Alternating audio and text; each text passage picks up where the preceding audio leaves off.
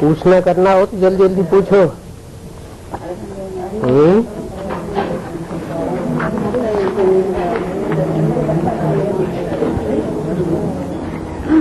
बाद में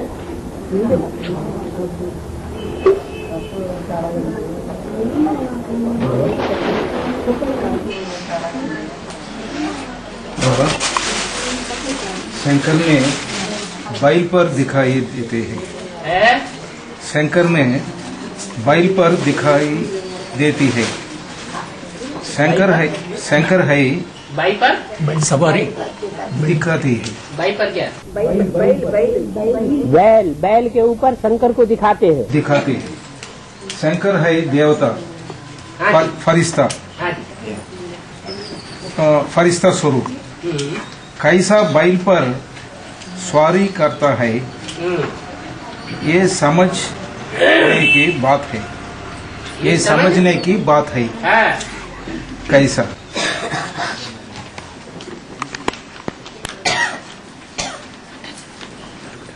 एक तो शंकर ब्रह्मा और विष्णु को सूक्ष्म वतन में दिखाते हैं, कहते हैं सूक्ष्म वतनवासी है। तो प्रश्न पैदा होता है, जब सूक्ष्म वतनवासी है तो इस दुनिया में उनकी मूर्तियां कहां से आ गई? अगर सूक्ष्म वतन में ही उन्होंने काम किया है तो इस दुनिया में मूर्तियां कैसे बन गई, मंदिर कैसे बन गए?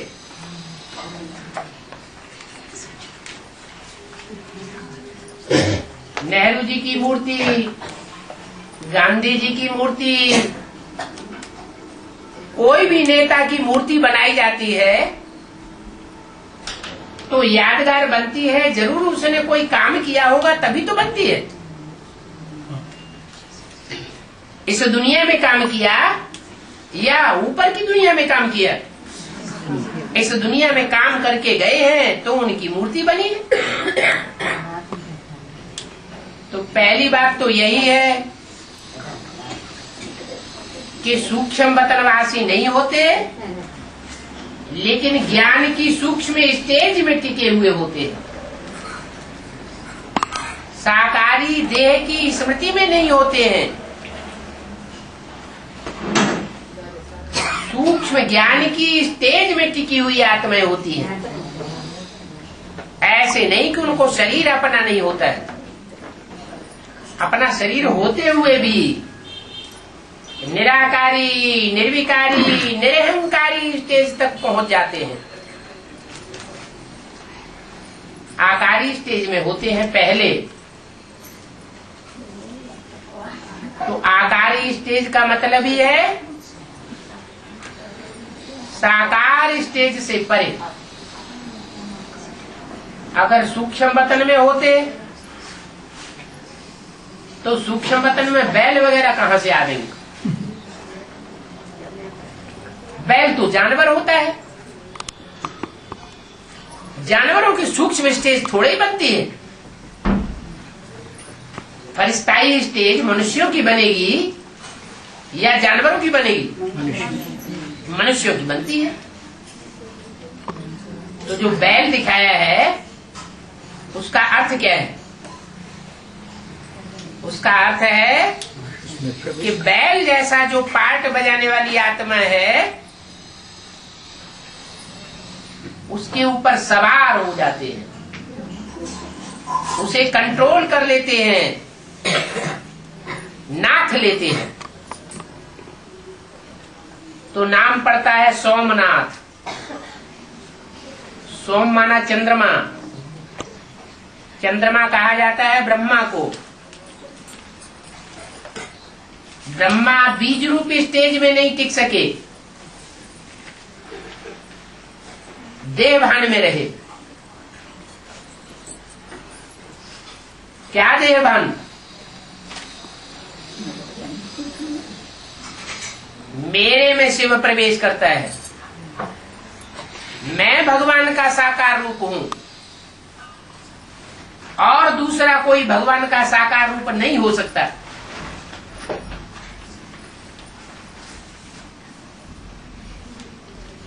जबकि वास्तव में जैसे दुनिया में और गुरु होकर के गए हैं, अपना अपना ज्ञान सुना के चले गए, ऐसे ही ब्रह्मा के मुख से भी ज्ञान तो सुनाया गया, लेकिन ज्ञान का तंत्र किसी की बुद्धि में नहीं बैठा। खुद ब्रह्मा की बुद्धि में भी ज्ञान की गहराई बैठी नहीं। अगर बैठी होती तो दुनिया में ये घोषणा नहीं कराते कि सन 76 में पुरानी दुनिया का विनाश हो जाएगा और नई दुनिया की स्थापना हो जाएगी। इसलिए बैल बुद्धि कहा। जानवर की बुद्धि ज्ञान की गहराई को नहीं पकड़ सकती। देवभान रहा, जो भी धर्म पिताएं हैं वो सब निराकारी स्टेज में दिखाए जाते हैं। अपने अपने धर्म के पिता हैं, बीज रूप होते हैं। लेकिन ब्रह्मा जैसा कि नाम है बड़ी माँ, सृष्टि की बड़े से बड़ी माता है। माता साकारी होती है और बाप निराकार होता है। बाप निराकारी स्टेज में टिकने में सहज होता है, वो बीज होता है। गीता में भी कहा गया, हम बीज प्रदप पिता, मैं इस सृष्टि रूपी वृक्ष का बीज डालने वाला बाप हूँ। बीज किसमें पड़ता है? धरणी में पड़ता है। बीज सूक्ष्म होता है या धरणी सूक्ष्म होती है? बीज सूक्ष्म होता है, धरणी साकार होती है। तो जो भी धरणी रूपी कन्याएं माताएं हैं, उन माताओं का पाठ बजाने वालों में सबसे बड़ी से बड़ी माता का पाठ बजाया ब्रह्मा ने। क्या पाठ बजाया?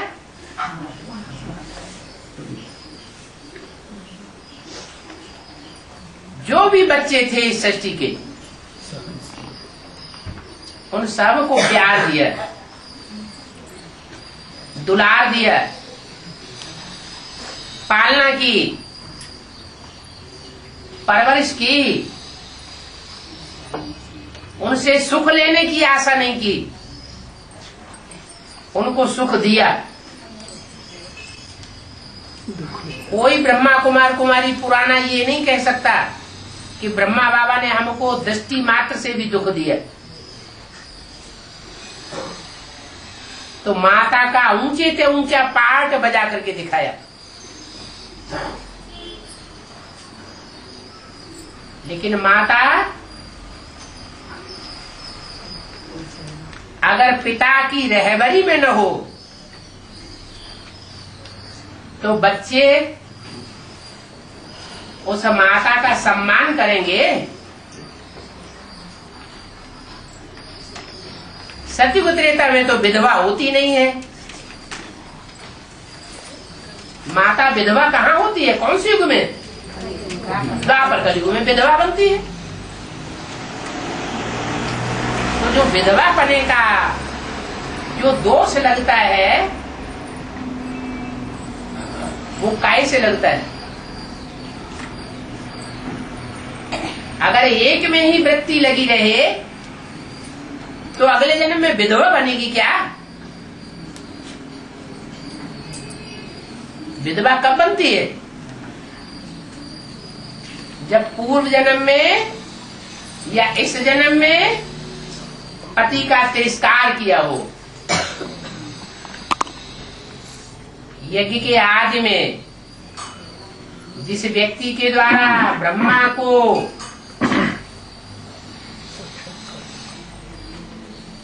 अपने साक्षात्कारों का ज्ञान हुआ,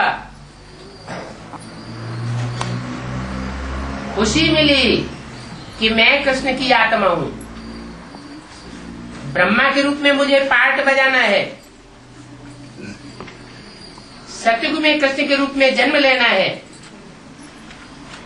नई दुनिया आने वाली है, पुरानी दुनिया खलास होने वाली है। जिसके द्वारा ज्ञान मिला है इस बात का, 6-8 वर्ष पूरे होते होते उसी व्यक्ति के साथ झगड़ा हो गया। इसलिए मुरली में बोला है, यज्ञ कुंड से स्थापना के साथ साथ विनाश ज्वाला प्रज्वलित हुई।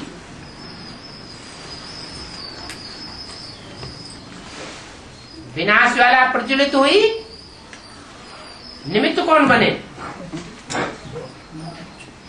ब्रह्मा बाप। यज्ञ के आदि में जो माता थी वो ब्रह्मा,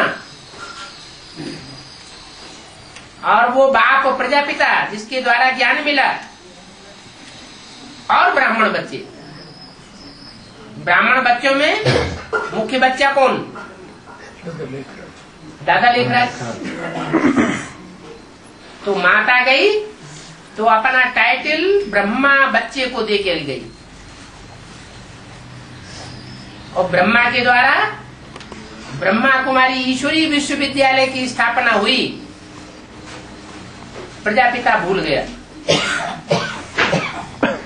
क्या नाम पड़ा संस्था का? ओम मंडली से बदल करके ब्रह्मा कुमारी ईश्वरी विश्वविद्यालय। प्रजापिता क्यों भूल गया? प्रजापिता भूल गया, यही कमी आ गई बुद्धि की। मां के बगैर बच्चों की परवरिश बिना बाप के कैसे होगी? आदि से ही वो बच्चे ब्रह्मा के लिए दुखदाई रहे, और अंतिम समय तक दुखदाई रहे। सारी सत्ता ब्राह्मण बच्चों ने यज्ञ की अपनी मुट्ठी में ले ली, वर्ल्ड रिन्यूअल ट्रस्ट बना लिया अपने नाम। अब ब्रह्मा बाबा को पता ही नहीं चला। जैसे आज की माताएं होती हैं, पिता खुदा न खास्ता शरीर छोड़ दे तो बच्चे आजकल क्या करते हैं? माँ को पता ही नहीं पड़ता, सारी प्रॉपर्टी अपनी मुट्ठी में कर लेते हैं।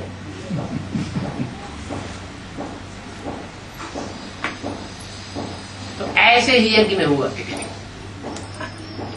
आखिरीन ब्रह्मा बाबा को हार्ट अटैक हुआ, हार्ट फेल हो गया, शरीर छूट गया, और सूक्ष्म शरीर धारण करना पड़ा। और सूक्ष्म शरीर से वो आत्मा अभी भी भटक रही। राम वाली आत्मा के संपर्क में आती है तो बीज रूप स्टेज बन जाती है। ईश्वरीय ज्ञान की पढ़ाई पढ़ती है, और जब पूर्व जन्म की स्मृति आती है तो वो कृष्ण बच्चा गुलजार दादी में प्रवेश कर जाता है, प्रवेश करता है, वाणी चलाता है। अब चूंकि खूब गहरी याद में रह करके वाणी चलाता है, बिंदु की याद में रहकर, इसलिए जो भी वाणी चलती है उस वाणी की एक खासियत है कि एक भी पॉइंट ऐसा नहीं आता है जो मुरली के बरखिलाफ हो। माना ब्रह्मा के मुख से शिव ने जो जो बोला मुरली में, उस मुरली की खिलाफत करने वाला अव्यक्त वाणी में एक भी पॉइंट नहीं होता। ये याद का प्रताप है। बिंदु रूप की याद में रह करके वो अव्यक्त वाणी चलाई जाती है, लेकिन ब्रह्मा की सोल के द्वारा चलाई जाती है। ब्रह्मा की सोल भगवान नहीं है, लेकिन देवता है, सतयुग का पहला पत्ता है। इसलिए वो पहला पत्ता ज्ञान की बातें सुनाएगा, या देवता होने के कारण धारणा की बातें सुनाएगा। सी वाणी सुनाता है? धारणा की बातें सुनाता है। सारी अव्यक्त वाणी धारणा के पॉइंट से भरी पड़ी है, ज्ञान के पॉइंट्स नहीं है।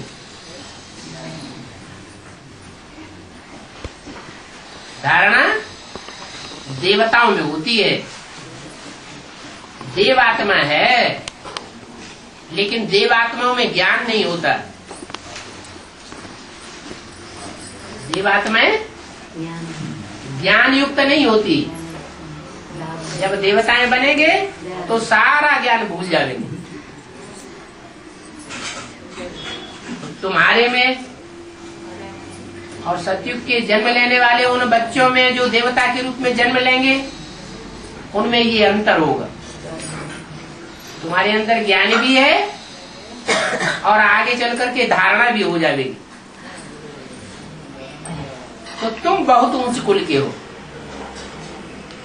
ब्राह्मण है ऊंच और देवताएं उनके मुकाबले नीची कैटेगरी के।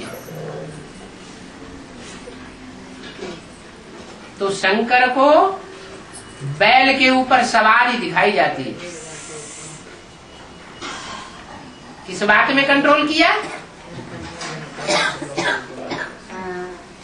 वो बैल समझता है गीता का भगवान मैं हूं।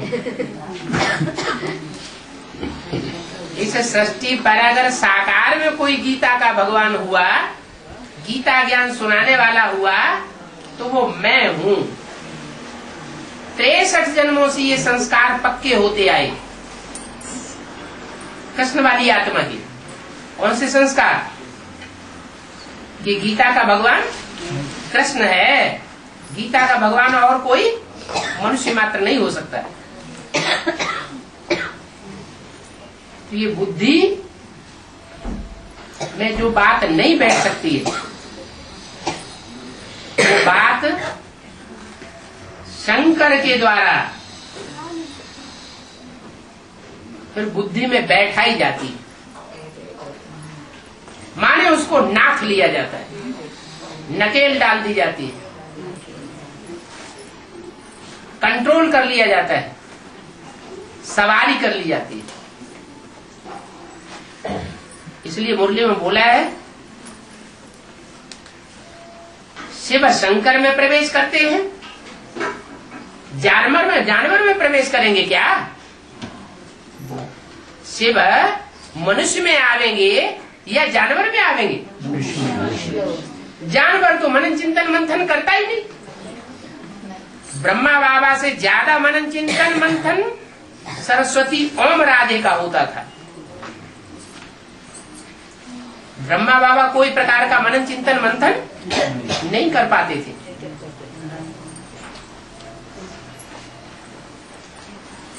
तो मंथन बच्चा कैसे करेगा? टाइटल ही दे दिया है, ये ब्रह्मा है, बच्चा बुद्धि, बेबी है।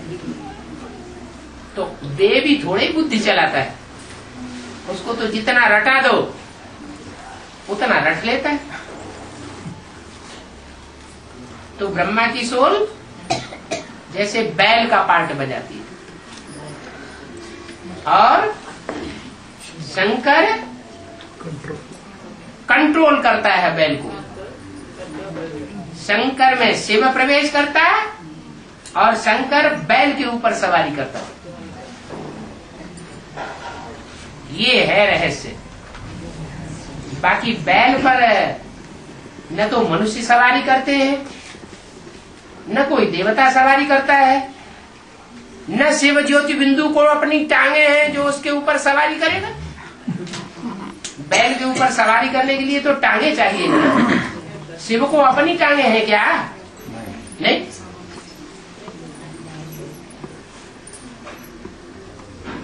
इसलिए बताया एक रहस्य है। क्या? कि शिव बैल के ऊपर सवारी करते। वास्तव में शिव नहीं करते। भक्ति मार्ग में शिव और शंकर को मिला के एक कर दिया गया है, क्योंकि शंकर की ही एक ऐसी आत्मा पुरुषार्थी है संसार में जो पुरुषार्थ करके शिव समान निराकारी स्टेज को पहले पहले धारण कर लेती है। इसलिए शिव का नाम शंकर के साथ मिला दिया है। कोई और देवता नहीं है जिसका नाम शंकर के साथ मिलाया हो। शिव ब्रह्मा नहीं कहेंगे, शिव विष्णु नहीं कहेंगे, शिव जगदम्बा नहीं कहेंगे, क्या कहेंगे? शिव शंकर भोलेनाथ। और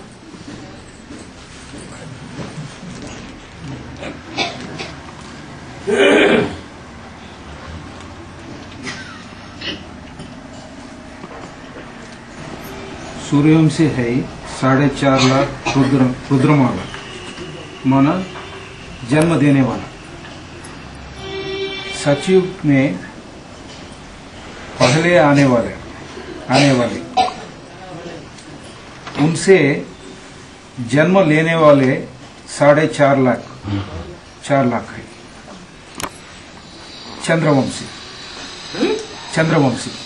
जन्म लेने वाले चंद्रवंशी 4.5 लाख।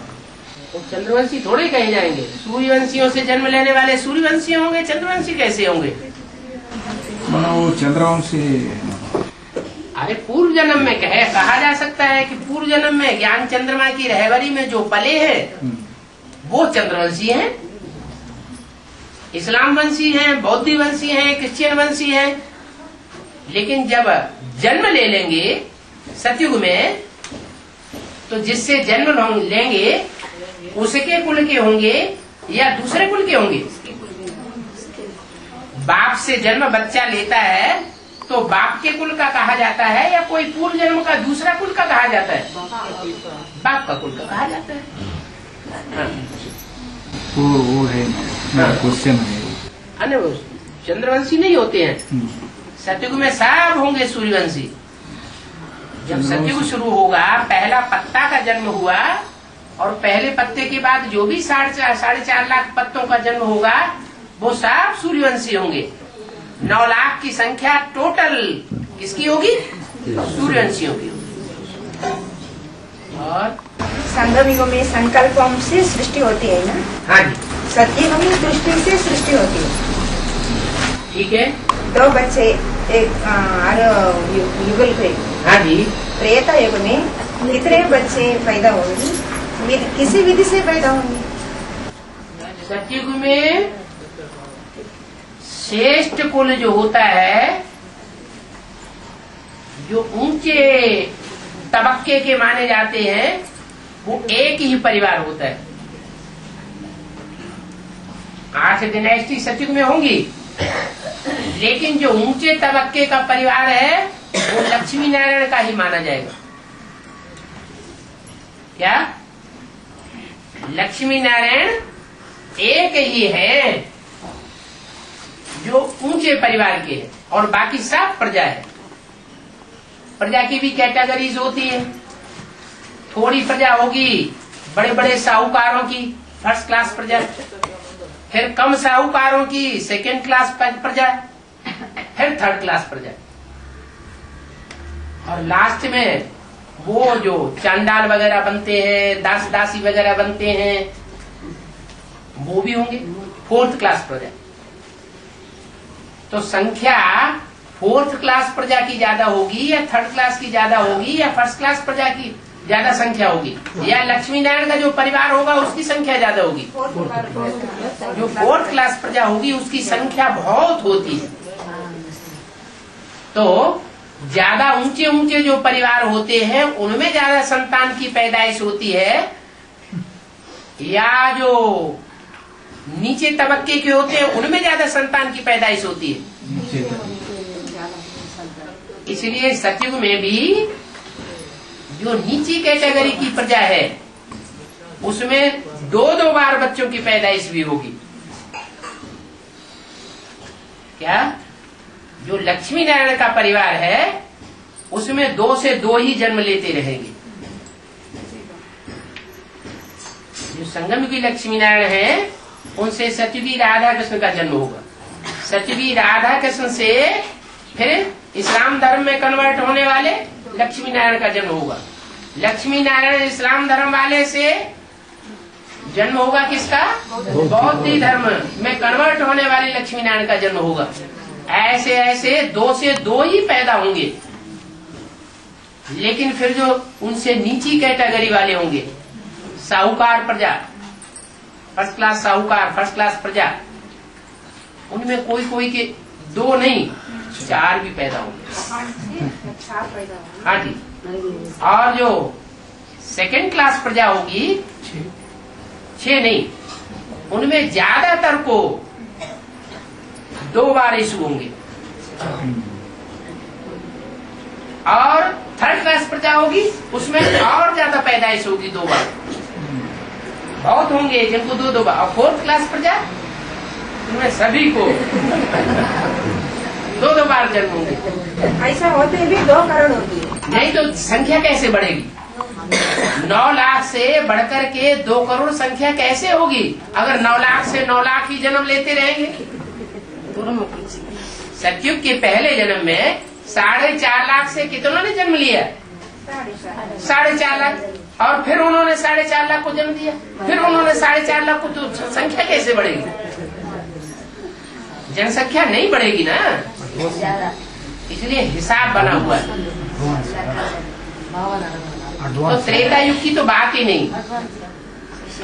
त्रेता युग में तो जनसंख्या और ही 5 गुनी हो जाएगी, 4-5 गुनी जनसंख्या हो जाएगी सतयुग के मुकाबले।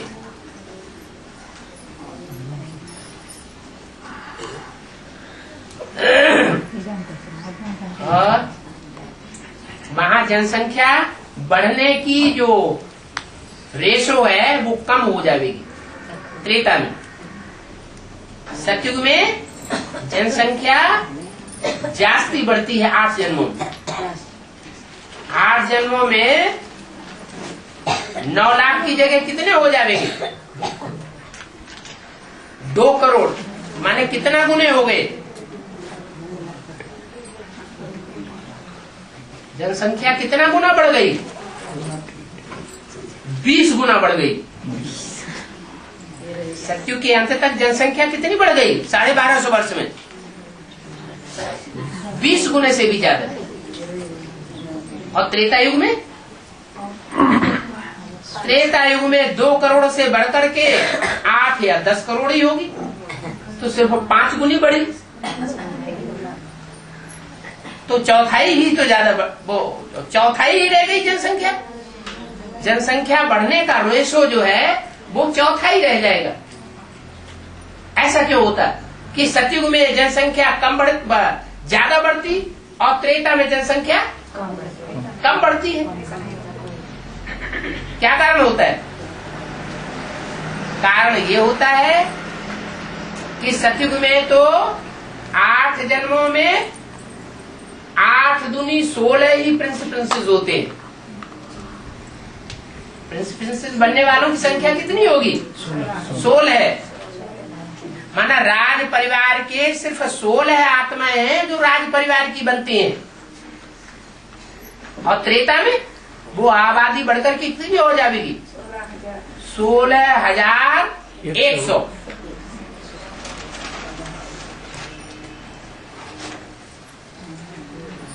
इतने सब प्रिंसेस का परिवार होगा, राज परिवार होगा इतना बड़ा।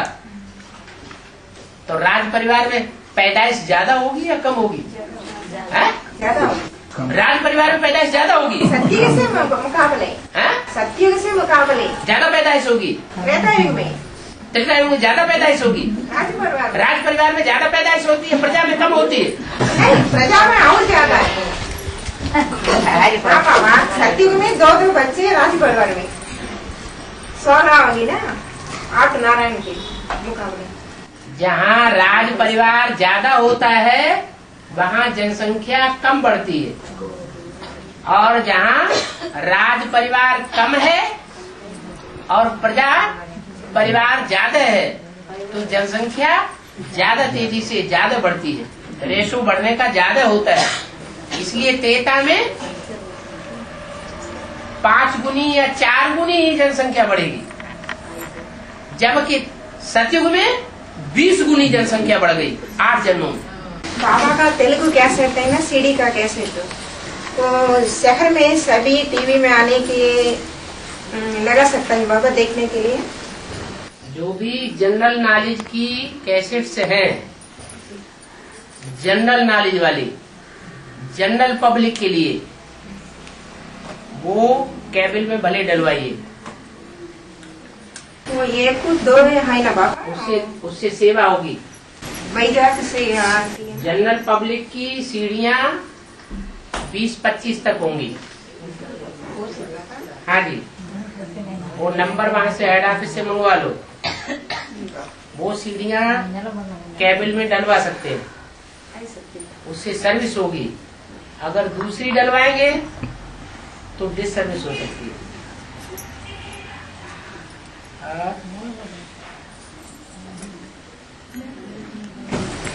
बाबा एडवांस पार्टी में क्या बोल को पूछ रहे हैं वो माता जी। एडवांस पार्टी जो ज्ञान में एडवांस जाए, आगे आगे जाए। एडवांस पार्टी जो धारणा में आगे आगे जाए। कितनी आगे जाती है धारणा में, कैसे आगे जाती है कि जो भी बेसिक वाले बच्चे हैं, जो बेसिक तक सीमित रहेंगे, एडवांस ज्ञान नहीं लेंगे, वो सतयुग में जाके बच्चे बनेंगे। क्या बच्चे बनेंगे और दृष्टि से पैदाइश करेंगे। दृष्टि में उनका देवभान रहेगा, माने देवभान से पूरा परे नहीं जा पाएंगे। क्या जो बेसिक में है इस समय एडवांस में नहीं आए और एडवांस में नहीं आवेंगे, तो उनको राधा कृष्ण जैसे बच्चों की तरह जन्म लेना पड़ेगा। और जन्म देने के लिए भी वो दृष्टि के ऊपर आधारित रहेंगे। ये आंख तक देवभान रहेगा। और जो उनको जन्म देने वाले हैं माँ बाप, वो आंख में भी उनका देवभान नहीं रहेगा। वो सिर्फ बुद्धि की जो वृत्ति है, वाइब्रेशन, स्मृति, उसकी पावर से बच्चों की पैदाइश करेंगे। तो कितने धारणावान हुए। तो धारणा में भी आगे जाते हैं एडवांस में, ज्ञान में भी एडवांस में आगे जाते हैं, सेवा में भी एडवांस जाते हैं। क्या नई दुनिया की स्थापना बेसिक वाले नहीं कर सके, कौन करेंगे? एडवांस वाले करेंगे। सेवा में भी आगे जाते हैं और हो गई बात। और याद में भी तीखे जाते हैं।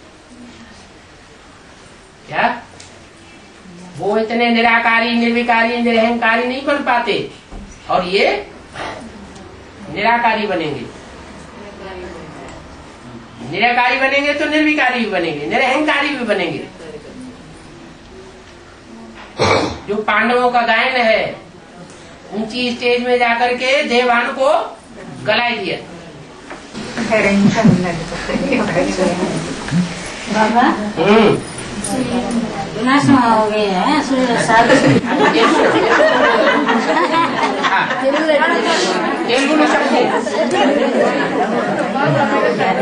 ప్రపంచం అంతా వినాశనం అవుతుంది కదా, అప్పుడు ప్రపంచం అంతా మొత్తం జనం నష్టం అయిపోతారా, ఏదో కొద్దిగా గొప్పగా ఉంటారు జనం నష్టం. ప్రపంచం వినాశం అయినప్పుడు 4.5 లక్షలు కదా, 4.5 లక్షలు వాళ్ళు పరందామని పోరా, परंतु पोतारू बाबा ये माता जी पूछता है ये विनाश हो जाता है, उसमें कौन इधर बच जाता है? आधे पापात्मा आधे पुण्यात्मा बचेंगे।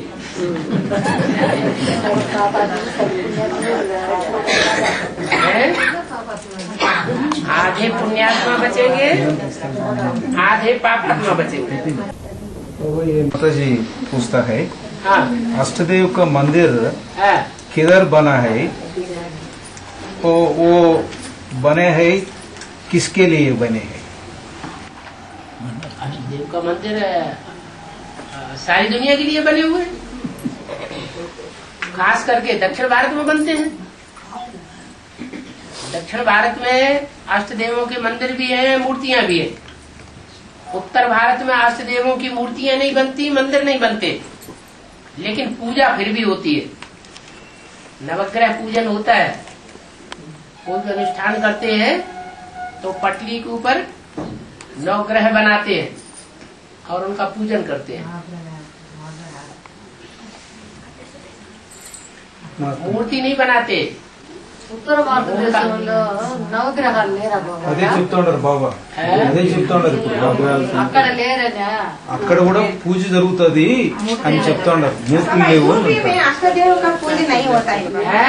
यूपी में अष्टदेव का पूजा नहीं होती। अष्ट देवताओं की अलग से मूर्तियां नहीं होती, नवग्रह रूप में भी मंदिर नहीं होते। नवग्रह के रूप में पूजन होता है, लेकिन मूर्ति नहीं बनाई जाती, क्योंकि अष्ट देव जो है वो बीज रूपी स्टेज पूरी धारण कर लेते हैं, तब वहाँ मान्यता होती है, पूजनीय होते हैं, लेकिन मूर्ति और मंदिर नहीं बनाए जाते।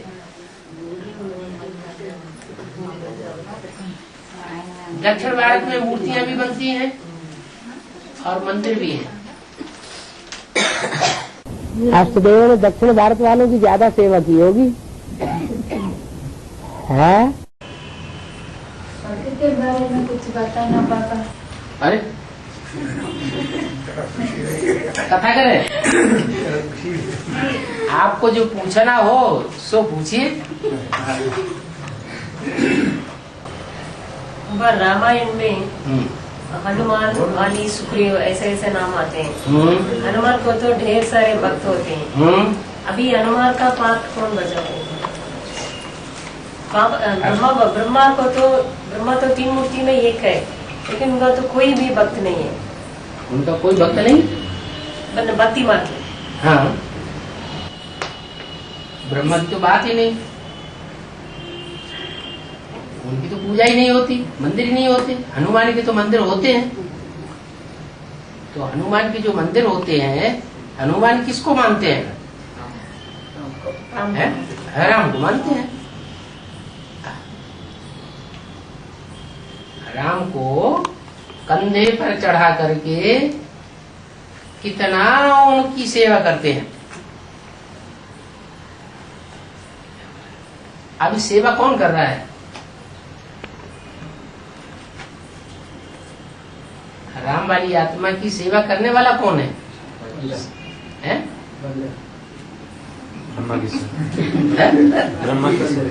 ब्रह्मा की सोल जो है वो सबसे ज्यादा पार्ट बजा रही है सेवा करने का।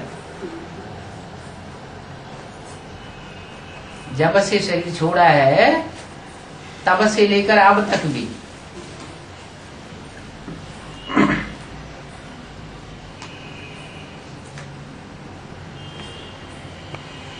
और बाबा ये कुरुक्षेत्र का लक्ष्मण कौन है? वो दिल्ली का भाई है, जिसने वो गंधर्व विवाह किया है। पहले बहुत अच्छा नाम आता था, अभी तो थोड़ा ठंडे पड़ गए। बाबा बेहद में किसके लिए लागू होता है? बेहद में किसके लिए लागू होता है? बेहद में कोई लक्ष्य प्राप्त करने वाला होगा।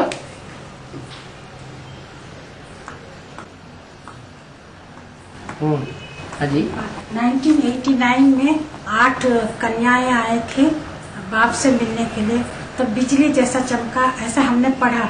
मिलने के लिए नहीं आए, सरेंडर ही हो गए। मिलने के लिए नहीं आए सिर्फ, वो आए तो सरेंडर ही हो गए। हाँ, ज्ञान सुनने के लिए आए। ज्ञान सुना और ज्ञान सुनकर के सरेंडर ही हो गए। फिर बिजली का घटना क्यों लिखे? घटना इसलिए घटा कि एडवांस पार्टी में उससे पहले तो कोई संगठन नहीं था। अचानक जब 9 कन्याएं सरेंडर हो गई तो संगठन तो बन गया। इससे पहले तो कभी ऐसा हुआ नहीं। कि बिन फेरे हम तेरे हो जाए। वो तो सिर्फ यज्ञ की आदि में ही हुआ था। नहीं, वो स्थूल बिजली ने जैसे ज्ञान ब्रह्मा कुमारियों की बुद्धि में बिजली कौंध गई। ये क्या हुआ? वो समझते थे कि ब्रह्मा बाबा ही भगवान है, उनके पीछे ही गोपियां भागती हैं। तो बुद्धि में ठनाका हो गया। फिर उस दिन को भी जन्माष्टमी कहा था ना? नहीं, वो तो फाउंडेशन है। उस समय ब्रह्मा की सोल ने 100 साल पूरे किए। ब्रह्मा 100 साल की उम्र में खलास हो जाता है। ब्रह्मा की आयु मृत्युलोक में पूरी होती है। तो मृत्युलोक में 100 साल पूरे हो गए तो कहाँ रहेगा फिर? वो आत्मा कहाँ पहुँचती है? मृत्युलोक। तो उसका पूरा हो गया तो फिर अमरलोक शुरू होता है। जो अमरलोक शुरू होता है वो फिर अमरनाथ के करीब पहुंच जाए, वहां पाठ बजाती है। 9 कन्याएं 9 देवी हैं। नहीं, ऐसा नहीं है। तो पुरुषार्थ के ऊपर है। जो पुरुषार्थ करेंगे वो पावेंगे। ये कोई थोड़े ही कि जो जिस नंबर से आया ज्ञान में तो उसका नंबर बन गया। उनको जगदम्बा पे हाथ कहते पूजाएं कहा गया। किनको? 9 कन्याएं। ये किसने कहा? कहाँ कहा कि 9 कन्याएं जगदम्बा की भुजाएं और बाकी जो सरेंडर हुई वो कन्याएं जगदम्बा की भुजाएं नहीं है। कोई सर्विसेबल ज्यादा है तो भुजा है, कोई सर्विस नहीं करती है और ही ज्यादा डिसर्विस करती है तो भुजा कैसे हो जाएगी? नहीं, जगदम्बा के आत्मा है ना, उन कन्याओं में प्रवेश करके सेवा करवाते हैं। अरे प्रवेश करने की तो बात पहले होगी कि बाद में होगी? जब संपन्न स्टेज बनेगी जगदम्बा और जगत पिता की। जगदम्बा और जगत पिता जब संपन्न स्टेज वाले बन जाएं तब प्रवेश करेंगे या पहले ही प्रवेश कर जाएंगे? ब्रह्मा की सोल इस समय प्रवेश करती है, मम्मा की सोल प्रवेश करती है इंस्पिरेटिंग पार्टी के रूप में। मम्मा के लिए बोला है कि 9 देवियों का पार्ट एक ही देवी बजाती है। इंस्पिरेट किया उन 9 कन्याओं को, आगे बढ़ो, इनका अहंकार तोड़ो। तो एडवांस पार्टी में वो धक्क से 9 कन्याएं निकल पड़ी 89-90 में।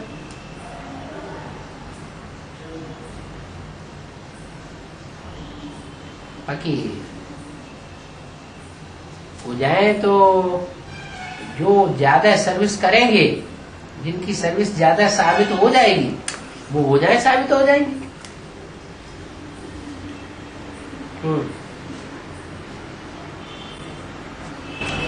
तमिलनाडु में मिनी मधुबन कब आएंगे? तमिलनाडु में किसने मना किया? इसका क्या करना है? हम सब क्या करना है इसके लिए? क्या करना? दिल्ली एक बनना है,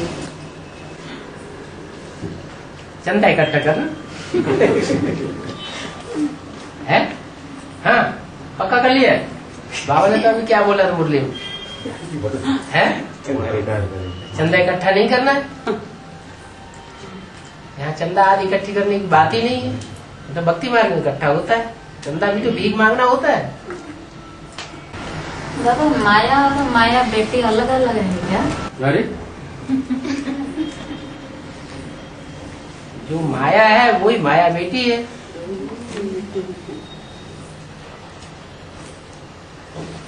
माया के 5 रूप हैं, प्रकृति के भी 5 रूप हैं। दोनों मिलकर के रावण के रूप बनते हैं। 5 स्त्री के रूप, 5 माया रावण के रूप। 10 सिर मिलकर के रावण का स्वरूप बन जाता है, दशानन। बाबा याद और निसंकल्प स्टेज में कौन सा श्रेष्ठ है? याद कई प्रकार की होती है। काम करते करते याद करते हैं। आदि काम में बुद्धि जाती है, साकारी बुद्धि बनती है, आदि बाबा की याद आती है। दूसरी स्टेज वो है जिसमें मनन चिंतन मंथन चलता है, नई दुनिया के संकल्प चलते हैं, प्लानिंग चलती है, ज्ञान के संकल्प चलते हैं, सर्विस के संकल्प चलते हैं। वो फिर दूसरे नंबर की याद है, क्योंकि उसमें भी बाबा की बातें ही याद रहती हैं। याद से तीसरी वो स्थिति है जिसमें न साकारी स्टेज होती है न आकारी स्टेज होती है मन चिंतन मंथन की, सिर्फ बिंदु, मैं आत्मा बिंदु और मेरा बाप निराकारी स्टेज वाला ज्योति बिंदु, बस, और कुछ याद नहीं। उसको कहेंगे पावरफुल याद। उसमें आप बेविचारी याद है, उसमें फिर विकर्म पक्के पक्के विनाश होते हैं, तीव्र अग्नि है। जब याद अच्छे से मतलब जैसे निसंकल्प स्टेज हो जाती है, उस टाइम जैसे जो आनंद मिलती है, क्या उसको अतीन्द्रिय सुख है? नहीं, अतीन्द्रिय सुख अंत समय का गायन है।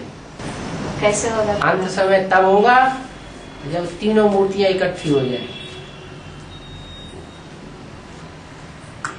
अभी ज्ञान तो है,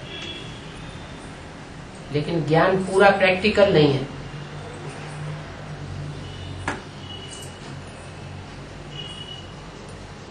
प्रैक्टिकल ज्ञान चाहिए। प्रैक्टिकल ज्ञान कब आएगा? प्रैक्टिकल ज्ञान जब प्रैक्टिकल पार्ट आएगा।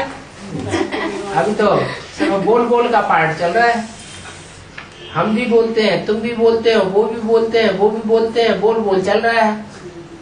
बाकी विकारों पर विजय किसी ने पाके दिखाई है? तो प्रैक्टिकल ज्ञान कहाँ हुआ? ज्ञान का रिजल्ट तो जो होना चाहिए सो तो है नहीं।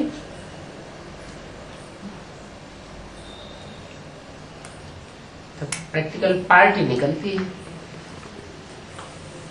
वैष्णो देवी, विजयमाला,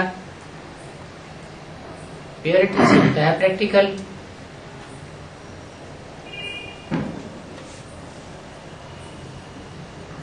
ये अंधे और लंगड़े की कहानी है। दोनों इकट्ठे हो जाए तो काम बन जाए। विजयमाला है अंधों की और रुद्रमाला है लूले लंगड़ों की।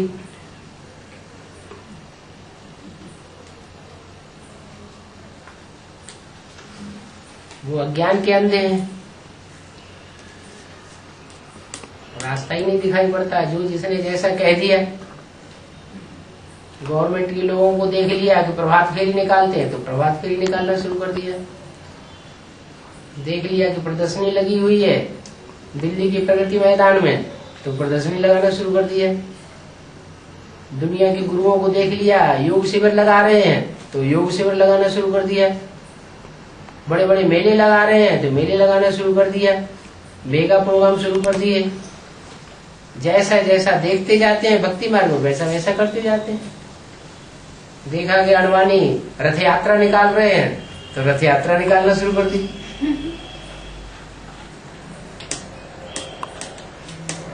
भटक रहे,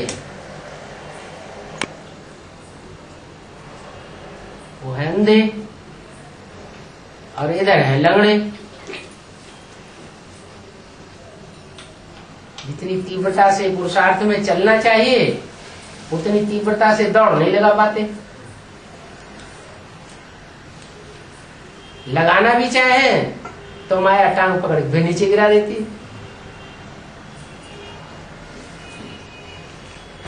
लेकिन बाबा अभी तक द्वापर काल का शूटिंग हो रहा है, क्यों अभी तो व्यभिचार याद हो रही है? याद हो रही? हाँ, अभी विचार याद नहीं हो रही है ना। हाँ, जब याद में बैठते हैं अविचारी याद अच्छे संग से होगी या कुसंग से होगी? अच्छे संग से। फिर लेकिन माया पवित्र आत्माओं का संग हो रहा है। फिर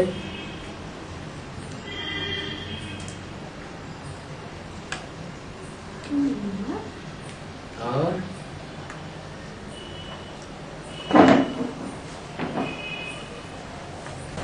1819 में कृष्णा जन्म होने के बाद क्रिमिनल राइट लेता है। 1819 कृष्णा जन्म होने के बाद 1819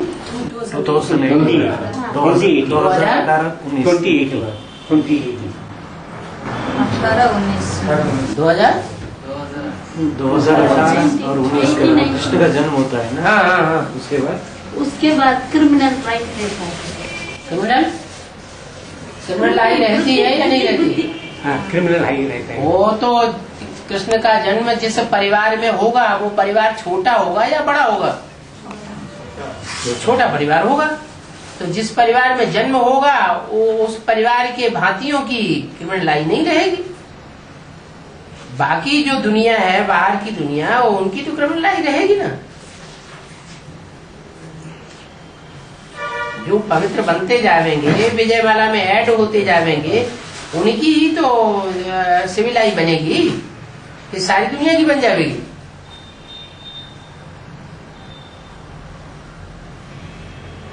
जो पवित्र बनते जाएंगे उनके लिए वैकुंठ बन जाएगा। वैकुंठ का राज्य उनके लिए है जो पवित्र बने। बाबा तो कहते ही है एक हाथ से लो और एक हाथ से दो। कृष्ण जन्म होने के टाइम में हाँ।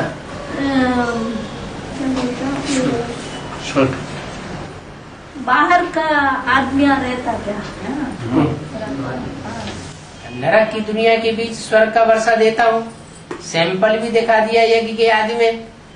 हिंदुस्तान पाकिस्तान के बीच में खून की नदियां बह रही थी और वहीं पर सागर के कंठे पर एक बंगले में 300-400 बड़े आराम से रह पड़े थे। तो नरक की दुनिया के बीच स्वर्ग का नजारा देखने को मिला ना। तो ये अंत में नहीं हो सकता क्या? अंत में तो और ही संपन्नता की स्टेज होगी, सबकी नहीं होगी। कुछ विशेष आत्माएं होंगी जिनकी ये स्टेज बनेगी और वो वैकुंठ का नजारा वहां देखेंगे। उनकी क्रिमिनल लाई नहीं होगी। बाकी की तो दुनिया में क्रिमिनल लाई रहेगी। वो चाहे ज्ञान में चलने वाले हो चाहे अज्ञानी हो।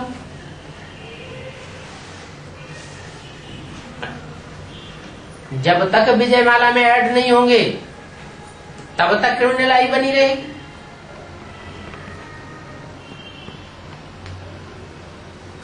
भले तपस्या करते रहे। कोई तो ऐसे आएंगे 2035-36 तक भी क्रिमिनल आई बने रहेंगे।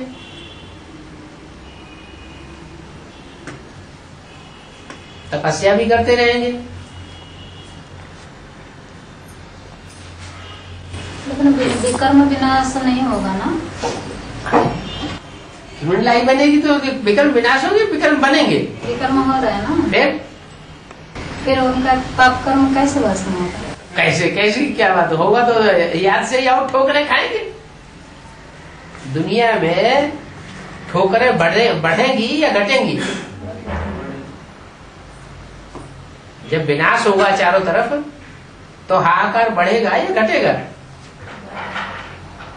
दर बदर ज्यादा होते जाएंगे या रोटी और कपड़ा और मकान बड़े आराम से मिलता जाएगा? अभी तो बड़े आराम से मिल रहा है। बाबा 3rd क्लास और 4th क्लास जैसे प्रजा कैटेगरी होते हैं उनका सबका 84 जन्म का रेट चलेगा। 4.5 लाख के अंदर होंगे वो, चाहे प्रजा वर्ग के हों, चाहे राज्य अधिकारी हों और चाहे राजा बनने वाले हों। लेकिन वो तो पुरुषार्थ नहीं करेंगे, फिर कैसे उनका रेल खुलेगा? पुरुषार्थ नहीं करेंगे लेकिन सच्चे तो होंगे। सच्चे दिल पर साहब राजी।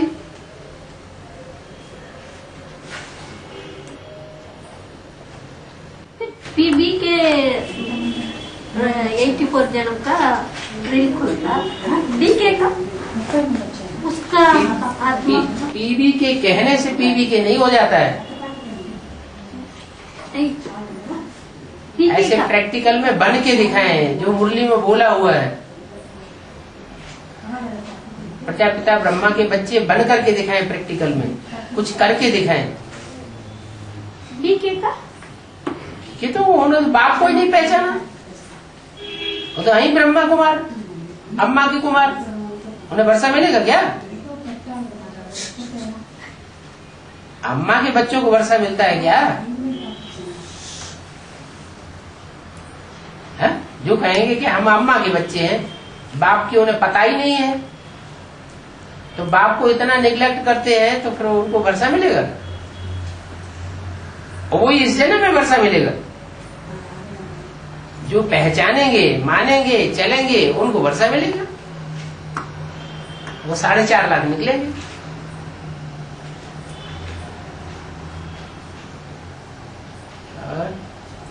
बाबा 2035 तक ये आदमी जो क्रिमिनल राइट बन के रहेंगे बताए ना अभी, उनके वो तपस्या में होंगे क्या? अभी नहीं तपस्या कर रहे हैं? नहीं, वहाँ परमधाम में तपस्या में होंगे क्या? ठीक है, वो संगठन में भी तपस्या करेंगे। अच्छा, तपस्या करने समय उनके साथ तपस्या करने से स्थिति कुछ अच्छी बन जाएगी। तपस्या करने समय उनके साथ बाप होगा क्या? बाप तो सभी के साथ, जो भी पति था सब पतियों के साथ बाप तो है ही है। जो बाप 2018 में ही लक्ष्मी नारायण बन के जन्म देता है ना, कृष्ण का चित्र भूल गए? 2018 में बन के लक्ष्मी नारायण का चित्र भूल गए? लक्ष्मी नारायण का चित्र याद है? लक्ष्मी नारायण के चित्र में और राधा कृष्ण के चित्र में क्या फर्क है? जो लक्ष्मी नारायण का चित्र बना हुआ है और उसके नीचे राधा कृष्ण दिखाए गए हैं, उन दोनों में क्या फर्क है? ये दृष्टि से, हाँ, वो दृष्टि से सुख लेते हैं और वो दृष्टि मात्र का भी सुख नहीं लेते। क्या? दृष्टि तो बहुत सूक्ष्म है शरीर की इंद्रियों में, उसका भी सुख नहीं लेते, सिर्फ वाइब्रेशन का सुख लेते हैं। तो शरीर के साथ होना जरूरी है क्या? राधा कृष्ण जैसे बच्चों को पैदा करने के लिए शरीर के साथ रहना लक्ष्मी नारायण का जरूरी है क्या? है? अरे हाँ ना तो करो नहीं। जब उनका साथ रहना ही जरूरी नहीं है, तो फिर बैकुंठ में जाने की बात क्या हो गई?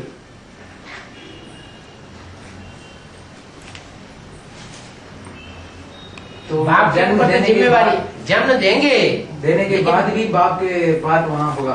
बाप बच्चों को साथ लेकर के जाएगा, ये बीच में छोड़ जाएगा? तपस्या करने वाले के साथ होगा ना। बाप जिम्मेवारी बाप की होती है परिवार की, या माँ की परिवार की जिम्मेवारी होती है? जो जिम्मेवारी तो बाप की होती है ना, रचयिता तो बाप है ना, तो रचयिता के ऊपर जिम्मेवारी होती है। 500 करोड़ जो भी हैं उन सबको साथ लेकर के जाएगा, कोई को छोड़ के जाने वाला नहीं है। तो खुद जाके स्वर्ग में बैठ जाए।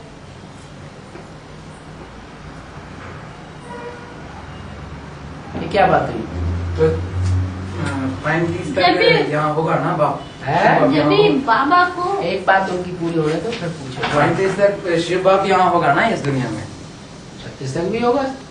हाँ वही तो 500 करोड़ को साथ लेके जाएंगे बताया ना अभी। 35 तक होने का क्या सवाल? जब राधा कृष्ण को जन्म दे दिया तो बाप समान तो पहले ही बन गया। शिव बाप को सृष्टि पर रहने की क्या दरकार? जब राधा कृष्ण जैसे बच्चों का जन्म होना शुरू हो गया, फिर तो बाप समान शिव समान स्टेज तो बन गई ना किसी की। हाँ शिव है तो शिव शंकर मिला के एक कर दिया। तो उसके बाद शिव का बात यहाँ नहीं होगा, उसके बाद कोई दूसरा ले लेगा ना। शिव पार्ट क्यों नहीं? कोई कह सकता है कि शिव है या नहीं है, जब एक्ट सारी है। बिंदी देखने में आती है क्या? और ही तीखा पार्ट बजाएगी।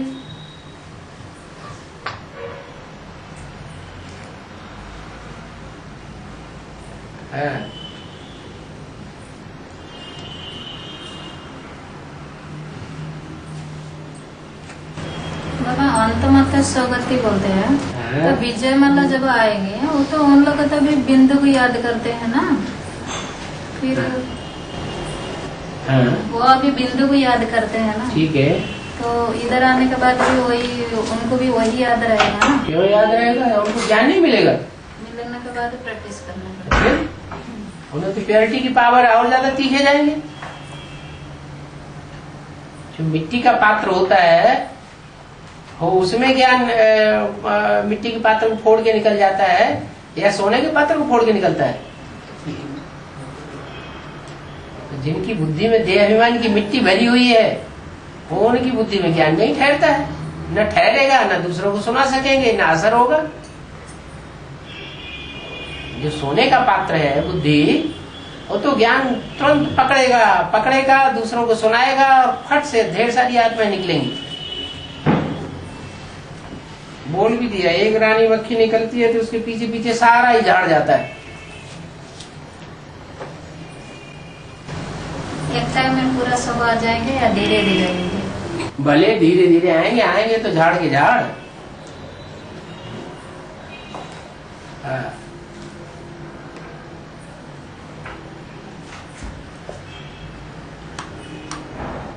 वही महाभारत लड़ाई, हाँ जी, वो कब होगा? ऐसे जब स्थापना होगी तो महाभारत लड़ाई भी होगी। जब तक स्थापना नहीं हुई है तब तक लड़ाई भी नहीं छिड़ेगी। महाभारत यहाँ जो कहा है वो तो पातदारी के नाम है या फिर? महाभारत का मतलब है भारत के ऊपर वो लड़ाई छिड़ती है, भारत उसका निमित्त बनता है। भारत है ना, भारत वो सिर्फ जगह का नाम नहीं है, कोई चैतन्य व्यक्ति भी है। ऐसे ही महाभारी भी कोई चैतन्य व्यक्ति होगा ना। हाँ, जब भारी, उसका पार्ट ही भारी है। इतना भारी बता दिया है कि राम सीता को खादी की राजा रानी कहेंगे। बरसाती दिनों में खादी भारी नहीं हो जाती है? तो लड़ाई महाभारत के अंदर होगा या उन दोनों के अंदर होगा कि पूरा दुनिया में होगा? अंदर कोई कचरा की सफाई अंदर से शुरू होती है, बाहर से शुरू होती है? शुरू तो अंदर से होता है। तो अंदर से ही होगा। पहले अंदर से रिफॉर्मेंस आए, फिर बाहर की दुनिया में आए। पहले अंदर वाले पिटे, फिर बाहर वाले पिटे। पहले अंदर वाले सुधरे, फिर बाहर वाले सुधरे।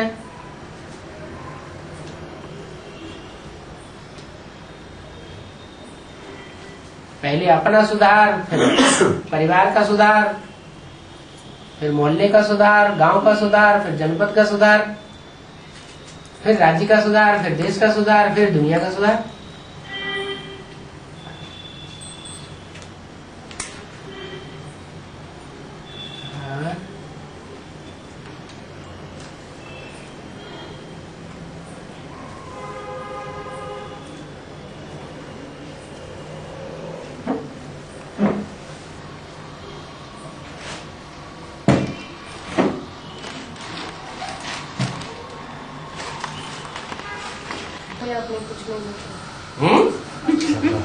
कथा करें?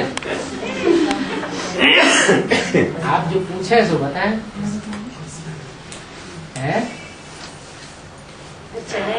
आप मिनी वजन बनाने के लिए क्या प्लान बना रहे? चंदा इकट्ठा करने का प्लान बना रहे? चंदा नहीं बाबा। फिर क्या करेंगे? मेरी माँ भी अपना घर देना चाहते हैं। हम मिनी वजन क्या एक घर देने से बन जाता है? ऐसे तो गीता पाठशालाएं ढेर सारी खुली हुई है। कई गीता पाठशालाओं में मिनी वजन जैसा नक्शा भी है। भाई लोग आते हैं, उनके अलग रहने का प्रबंध हो जाता है। बहनें आती हैं, माताएं आती हैं, उनके अलग रहने का प्रबंध हो जाता है। बड़े अच्छी तरीके से संभालते हैं। परिवार की कोई भी बातें आ जाते हैं, उनकी खाने पीने का पूरा प्रबंध रहता है।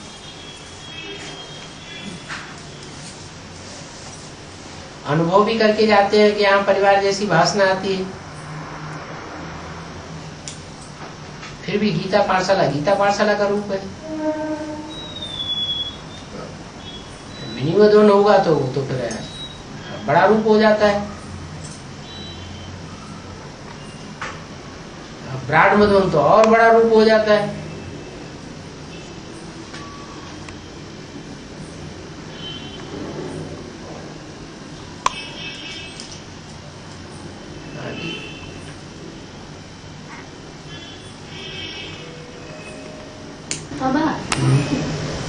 गीता माता बड़ी माँ की, न एक ब्रह्मा बाबा बड़ी माँ की। दो चीजें होती हैं, एक होता है शरीर और एक होती है आत्मा, जिसे भगवान कहा जाता है। तो भगवान में आत्मा कौन सी है और शरीर कौन है? हैं? जब भगवान कहा जाता है तो भगवान नाम का जो पार्टधारी है उसमें आत्मा कौन काम करती है और शरीरधारी कौन काम करता है? जल्दी बताओ, उनको बताने है, जल्दी बताओ, जो मालूम हो सो बता दो। ब्रह्मा बाबा शरीरधारी, हाँ, और शिव बाबा भगवान है ब्रह्मा बाबा के द्वारा। आपका तो एडवांस ज्ञान ही अभी अधूरा है। ब्रह्मा बाबा गीता का भगवान हो गया? नहीं। अरे अभी तो बता रहे हैं आप। नहीं, शरीर गीता का भगवान का है। हाथ। अरे ब्रह्मा बाबा के द्वारा भगवान का पार्ट हुआ, स्वर्ग बना, भगवान आके क्या करके जाता है? स्वर्ग स्थापन करके जाता है। तो वो काम हुआ? तो फिर भगवान कैसे बता रहे हैं? हाँ, भगवान कुछ नहीं। आप कह रहे हो कि ब्रह्मा बाबा का शरीर भगवान है। बड़ी माँ कौन? दोनों। आप पहले भगवान की बात, अम्मा की बात बाद में।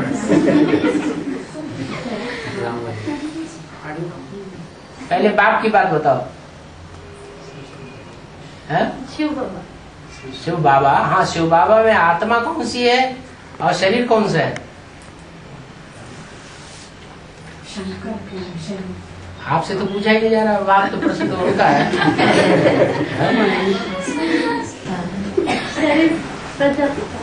शरीर प्रजापिता का है और आत्मा शिव की है। तो ये भगवान हुआ ना रूप। तो ऐसे ही जब जगदम्बा कहा जाएगा तो मुरली में तो बोला है वास्तव में ये ब्रह्मा तुम्हारी जगदम्बा है क्या? परंतु तन पुरुष का है, इसलिए कन्या माताओं की संभाल के लिए ओम राधे सरस्वती को निमित्त बनाया है। माने ओम राधे सरस्वती जो है वो जगदम्बा का रूप नहीं है, और ब्रह्मा भी पुरुष तन है, इसलिए जगदम्बा का रूप नहीं है। इसलिए ब्रह्मा का पुरुष तन मंदिरों में पूजा नहीं जाता, मूर्ति नहीं बनती। तो ब्रह्मा की सोल जब कोई माता में प्रवेश करती है शरीर छोड़ने के बाद, तब वो जगदम्बा का रूप धारण करता है। जगदम्बा का रूप धारण करने वाला कौन है? कमला। कमला ने सहन शक्ति धारण की। सारी जगत की अम्मा में मुख्य गुण कौन सा होना चाहिए? सहन शक्ति। कमला ने सहन शक्ति धारण की।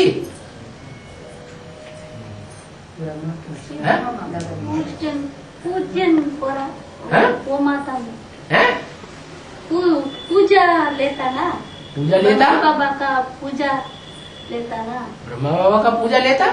हाँ। क्या पूजा लेता? गीता माता ब्रह्मा बाबा का पूजा लेता है। ब्रह्मा बाबा का पूजा लेता, ये क्या माने? ब्रह्मा की सोल ने सहन शक्ति का पार्ट बजा के दिखाया, जो माँ का मुख्य गुण है।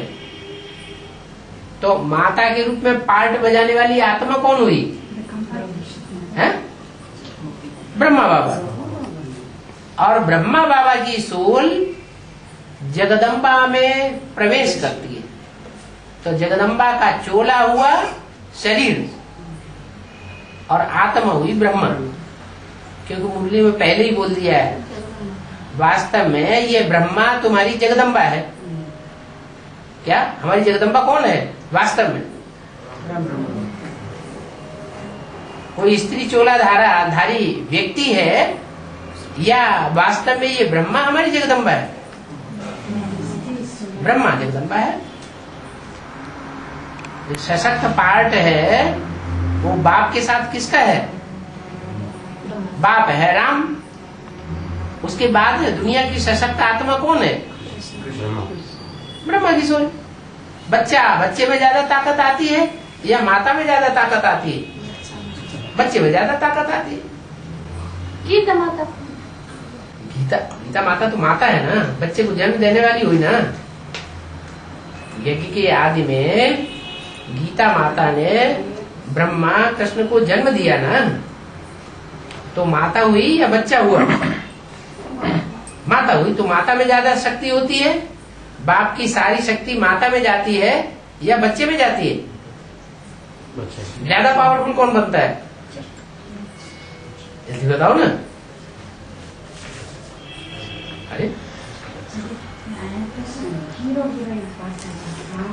अरे कोई बाप को बच्चा पैदा होता है, उसको सारे वर्षे का हकदार बनाया जाता है, राज्य का हकदार बनाया जाता है, या माता को बनाया जाता है हकदार? बच्चे को बनाया, क्यों? बच्चे में सारी पावर चली जाती है माँ बाप दोनों की। ऐसे ही कृष्ण बच्चा है। राम के बाद दुनिया की सशक्त आत्मा कौन सी हुई? कृष्ण वाली आत्मा। राम और कृष्ण ये हीरो हीरोइन हो गए सृष्टि रूपी रंगमंच के। तो कृष्ण की सोल, कृष्ण उर्फ ब्रह्मा की सोल कोई माता चोलाधारी में प्रवेश करती है और प्रवेश करके वो जगदम्बा का पार्ट बजाती है।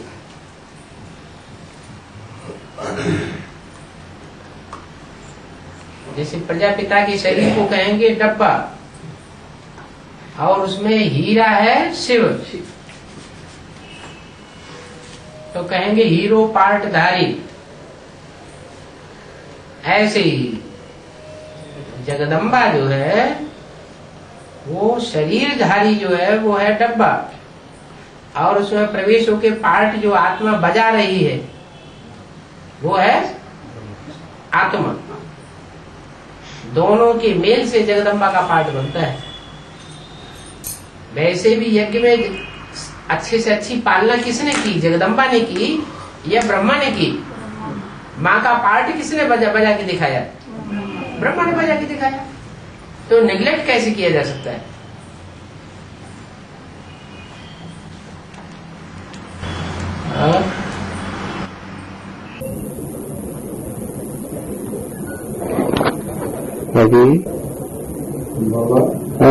स्वर्ग का नशा तो थोड़ा बताना बाबा। स्वर्ग का नशा थोड़ा बताना। स्वर्ग का नशा? स्वस्थिति में जितने स्थित हो जाएंगे उतना नशा चढ़ेगा। स्वस्थिति में स्थित नहीं होंगे तो स्वर्ग का नशा काफूर हो जाएगा। स्व माना स्वर्ग।